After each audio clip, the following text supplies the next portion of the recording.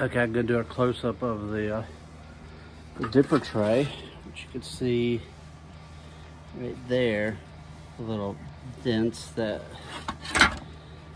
go into the grooves on the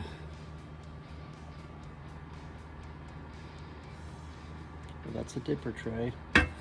And this is where 1, 2, 3, 4. So where the rods come down and dip out of. And then this is what the pan looks like.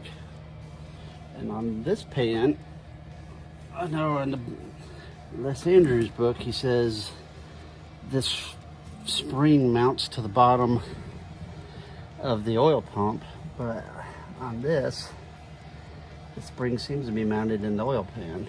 So I don't know what the difference is. But now I gotta clean this mess up.